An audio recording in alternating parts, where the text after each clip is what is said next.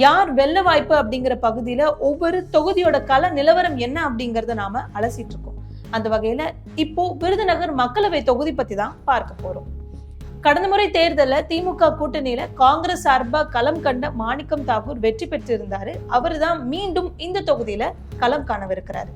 அதே போல அதிமுக கூட்டணியில இருக்கக்கூடிய தேமுதிக கட்சியோட நிறுவனரும் மறைந்த நடிகருமான விஜயகாந்த் அவர்களோட மகன் விஜய பிரபாகரன் இந்த தொகுதியில முதலா களமிறக்கப்பட்டிருக்கிறார். சமீபத்துல அகில இந்திய சமத்துவ மக்கள் கட்சியை கலைச்சிட்டு பாஜகவோட இணைத்து கொண்டாரு அதன் தலைவர் சரத்குமார்.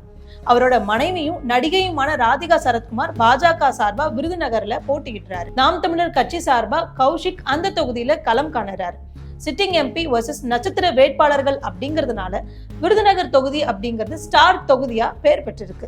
அதை பத்தி தான் விரிவா இந்த தொகுப்புல நாம அலச போறோம். 2024 ஆண்டு தேர்தல் களம் எப்படி இருக்கு அப்படிங்கறத பார்ப்பதற்கு முன்பு 2019 ஆண்டு மாணிக்கம் தாகூர் இந்த தொகுதியில வெற்றி பெற அவர் வகுத்த வியூகங்கள்லாம் என்ன அப்படிங்கறத விரிவா நாம பார்த்தரலாம். 2009 ஆண்டு முதலா மாணிக்கம் தாகூர் விருதுநகர் மக்களவை தொகுதியில போட்டியிட்டு வெற்றியை பதிவு செஞ்சாரு.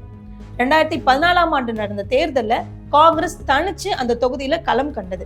குறிப்பா திமுக, மதிமுக என மற்ற எல்லா கட்சிகளுமே அந்த தேர்தல்ல தனித்துதான் களத்தை சந்திச்சாங்க. இதனால அதிமுக சார்பா போட்டியிட்ட ராதாகிருஷ்ணன் வெற்றி பெற்றாரு. 2வது இடத்தை மதிமுக தலைவரான வைகோ பிடிச்சாரு. 3வது இடத்தை திமுக, 4வது இடத்துக்கு தான் மாணிக்கம் தாகூர் தள்ளப்பட்டிருந்தாரு.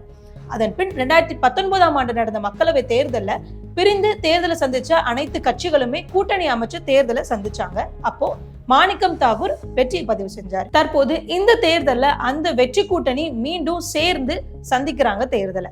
அதனால களம் சற்றே அனல் பறக்குது அப்படின்னு தான் சொல்லணும்.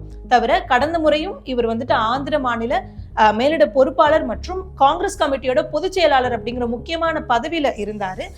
தவிர பாஜகவுக்கு எதிரான அலை தமிழகத்துல அதிகமாகவே வீசிய காரணத்தினால மாணிக்கம் தாகூர் கடந்த முறை வெற்றியை எளிதா பெற்றாரு அப்படின்னு தான் சொல்லணும். 2024 ஆண்டு தேர்தல் களம் இப்போ எப்படி இருக்கு? சிட்டிங் எம்பி வர்சஸ் பிரபலமானவர்கள் இந்த தொகுதியில களமிறக்கப்பட்டிருக்கிறதுனால இது நட்சத்திர தொகுதி அப்படிங்கிற பெயரையும் பெற்றிருக்கு. தவிர கடந்த முறை மாணிக்கம் தாகூர் மற்றும் தேமுதிக கட்சி தான் இங்க நேரடியா போட்டியை சந்திச்சது அப்படின்னு சொல்லலாம். அப்போ அந்த கட்சி சார்பா போட்டிட்டு அழகர் சாமி 2வது இடத்தை பிடிச்சாரு. மாணிக்கம் தாகூருக்கும் அழகர் சாமிக்கும் இடையே இருந்த வாக்கு வித்தியாசம்னு பார்த்தா வெறும் 1.5 லட்சம் தான்.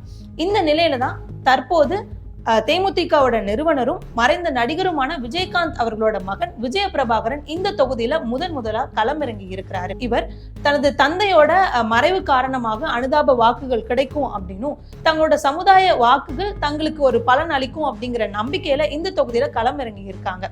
ஆனா கடந்த தேர்தலை பொறுத்த வரையிலும் அதிமுக கூட ஓபிஎஸ் இணைந்து பயணம் செஞ்சிருந்தாரு. ஆனா இம்முறை அதுல ஒரு விரிசல் ஏற்பட்டு இருக்கிறதுனால இது அதிமுக கூட்டணிக்கு சில பின்னடைவுகளை ஏற்படுத்தலாம் அப்படிங்கிற கருத்துக்கள் முன்வைக்கப்படுது. பாஜக சார்பா போட்டியிடும் ராதிகா சரத்குமார் சற்றே பிரபலமானவர் தான். அவருமே அவங்களுக்கு இருக்கக்கூடிய சமுதாய வாக்குகளை நம்பிதான் அங்க போட்டியிடுறாங்க அப்படிங்கிறதுமே நம்ம உற்று நோக்கணும். தற்போது காங்கிரஸ், தேமுதிக, பாஜக என 3 கட்சிகளோட வேட்பாளரும் பிரச்சாரத்தை தீவிரமா முன்னெடுத்துட்டு வர்றாங்க. எனவே விருதுநகர் மக்களவை தொகுதியை பொறுத்த வரையிலும் விறுவிறுப்புக்கு பஞ்சம் இல்லை அப்படின்னு தான் சொல்லணும். தேமுதிகவோட திட்டம் என்ன? தேமுதிகவை பொறுத்த வரையிலும் கடந்த முறை எம்பியா இருந்த மாணிக்கம் தாகூரோட செயல்பாடுகள் சரியில்லை அப்படிங்கிற குற்றச்சாட்டை முன் வச்சுதான் பிரச்சாரத்தை மேற்கொண்டுட்டு வர்றாங்க.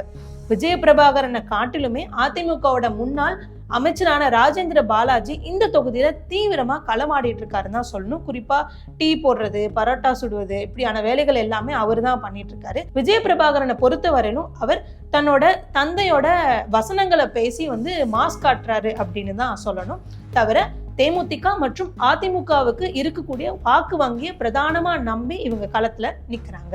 பாஜகவோட நிலை என்ன? பாஜகவை பொறுத்த வரையிலும் அதன் வேட்பாளர் ராதிகா சரத்குமார் மற்றும் அவர் முன்னாடி நிர்வகிச்ச சமத்துவ மக்கள் கட்சிக்குன்னு பிரதானமான வாக்கு வங்கி எதுவுமே இந்த தொகுதி பொறுத்த வரையிலும் இல்லை. எனவே பாஜக மற்றும் 10 ஆண்டு கால பாஜகவோட ஆட்சி மற்றும் மோடி என்னும் ஒற்றை நபரை முன்னிறுத்தி தான் அவங்க தேர்தல் பிரச்சாரத்தை சந்திச்சுட்டு இருக்காங்க. குறிப்பா சமூக அமைப்புகள் மற்றும் அமைப்புகள்ல இருக்கக்கூடிய நிர்வாகிகளை சந்திச்சு வாக்கு சேகரிச்சுட்டு வர்றாங்க. அதை தாண்டி மக்களையும் நேரடியா சந்திச்சு அவங்க பரப்புரையை மேற்கொண்டுட்டு வர்றாங்க. நாம் தமிழர் கட்சியோட நிலை என்னவாயிருக்கு?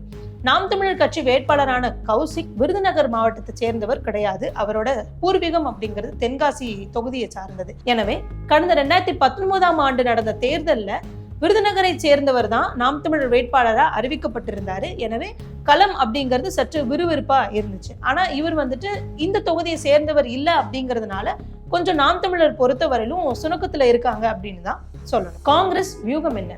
மாணிக்கம் தாகூர் பொறுத்தவரையிலும் இருமுறை இந்த தொகுதியோட எம்பியா இருக்கிறதுனால அவர் தொகுதி மக்களுக்கு பரிச்சயமானவரா தான் இருக்காரு. குறிப்பா எம்பியா அவர் இருந்த காலகட்டத்துல பெரும்பாலும் தொகுதியில தான் இருப்பாரு அப்படிங்கிற கருத்துக்கள் சொல்லப்படுது. அதனால எப்போது வேண்டுமானாலும் மக்கள் நேரடியா அவரை போய் பார்க்கலாம் அப்படின்னு தான் சொல்றாங்க. இந்த தொகுதியை பொறுத்தவரையிலும் சில கோரிக்கைகள் இன்னும் தீர்க்கப்படாம இருக்கு அப்படின்னு தான் சொல்றாங்க.